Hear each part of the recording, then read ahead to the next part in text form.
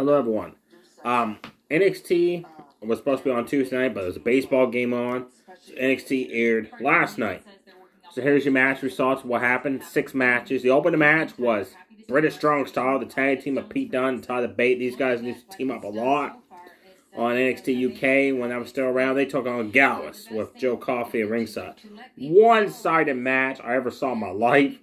Gallus just got destroyed. Like Pete Dunne, Tyler Bate, double team dropkick Wolfgang to the outside. Then each man would take a turn delivering a move off the top ropes, knocking him down. Then they grabbed a hold of Mike Coffey's hand and started stomping on him, snapping his fingers back. Poor guy. The only move Gallus got in was a scoop slam on Tyler Bate from Wolfgang and a forearm smash. That was it.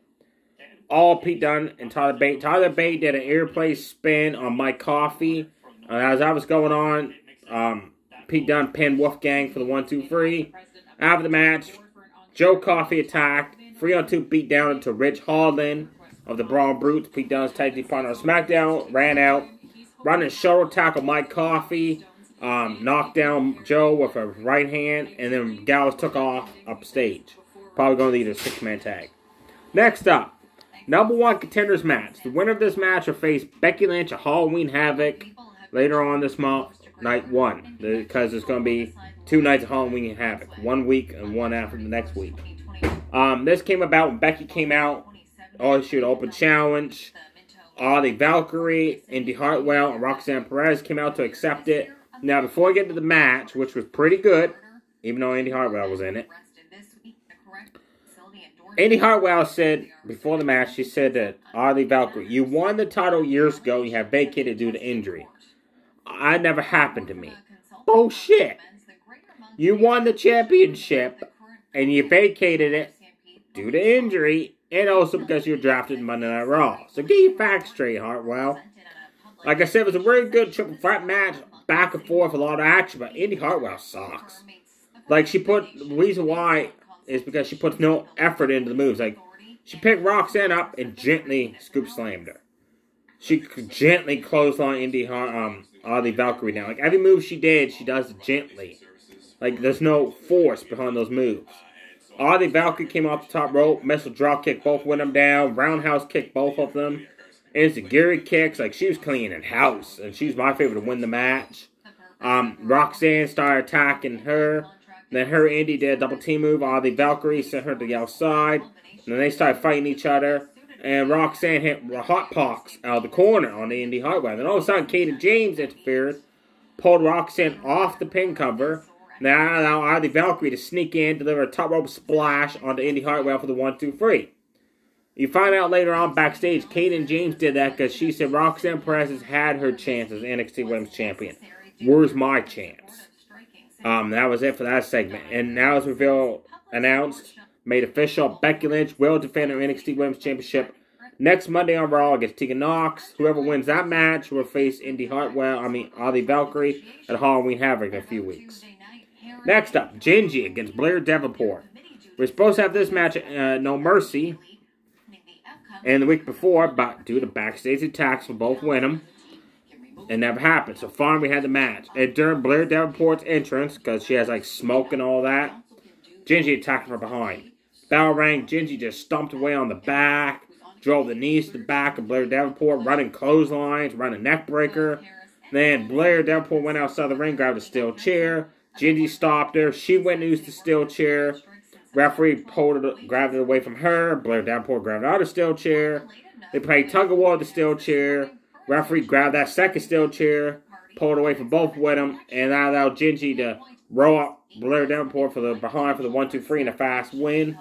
Hopefully that feud is over, but I don't think it's going to be. Next up was the start of the Utter Tournament. I like tournaments, but they just finished the NXT Heritage Cup tournament last week. Now they're doing Utter Tournament. At least this one is only 8 competitors. When I think of the other one, had 8 competitors too, sorry. But it's only not round robin. It's just 3 matches, 3 rounds, done. It's NXT Breakout Women's Tournament. 4 newcomers against 4 current women on the roster. The winner gets NXT Women's Championship. The first round matchup was from Jordan. She's not the newcomer. Indy Dime is the newcomer.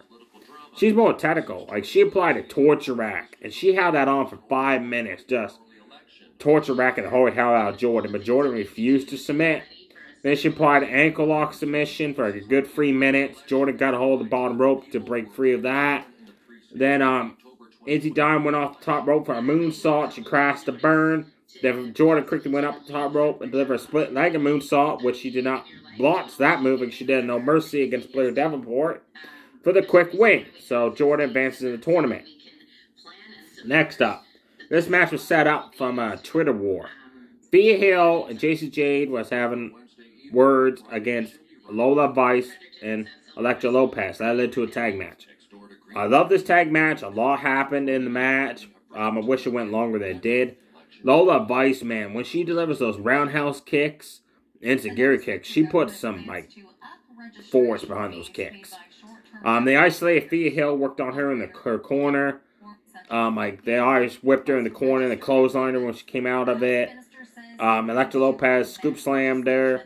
Lola Vice did her roundhouse kick and a midsection roundhouse kick and then an enziguri kick.